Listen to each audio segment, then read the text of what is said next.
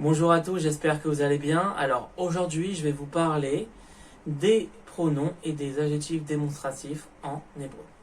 Ce qu'il faut savoir, c'est que ce type de pronom et d'adjectif s'utilise pour désigner quelqu'un ou quelque chose dans le temps et dans l'espace.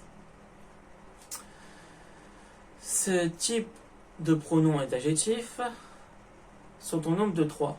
Nous avons zé, zot et enfin elé.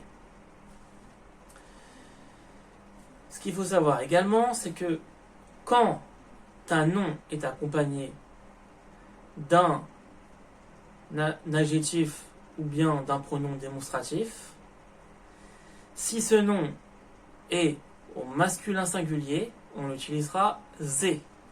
Si ce nom est au féminin singulier, on utilisera zot.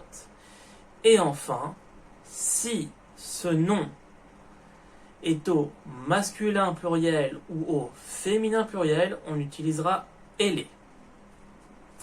Zé se traduit par ce c'est en hébreu, en français. Zot se traduit par cette, par exemple. Et enfin, elé se traduit par, en français, c'est, par exemple. C-E-S. Voyons pour les pronoms démonstratifs. Alors, les pronoms démonstratifs se placent toujours avant le nom. Exemple. Zé moré. C'est un professeur. Zot talmida. C'est une élève. Et les talmidot, ce sont des élèves au féminin. Et les talmidim, ce sont des élèves au masculin pluriel. Maintenant, passons à l'adjectif démonstratif. Alors, l'adjectif démonstratif, c'est l'inverse du pronom démonstratif. On va placer cet adjectif démonstratif après le nom. Ce qu'il faut savoir également, c'est que ces adjectifs démonstratifs peuvent accompagner un nom défini. Dans ce cas, ils doivent alors être précédés par l'article A. Voyons quelques exemples. Donc, si je traduis cet élève, Talmid Zé, dans le cas où je ne définis pas le nom. Maintenant, si je définis ici le nom, je vais traduire cela par Atalmid Azé, cet élève.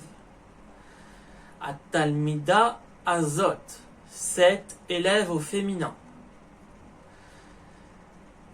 Atalmidim Aélé, ces élèves au masculin pluriel. Et enfin, Atalmidot Aélé, ces élèves au féminin pluriel. Voilà, donc c'était un petit cours sur les pronoms et les adjectifs démonstratifs. Donc ici, je vous donne l'essentiel à connaître. Maintenant, il peut y avoir des exceptions. Voilà, donc là je pense que ce cours-là, je pense qu'il pourra vous être utile. Donc si vous avez aimé cette vidéo, n'hésitez pas à liker. Vous pouvez également partager cette vidéo si vous pensez qu'elle pourra servir à d'autres personnes. Et puis si vous avez des questions, n'hésitez pas à m'en mettre un commentaire et je vous répondrai avec plaisir. Sur ce, je vous dis Leitraut Bekarov. À bientôt pour d'autres vidéos. Bye.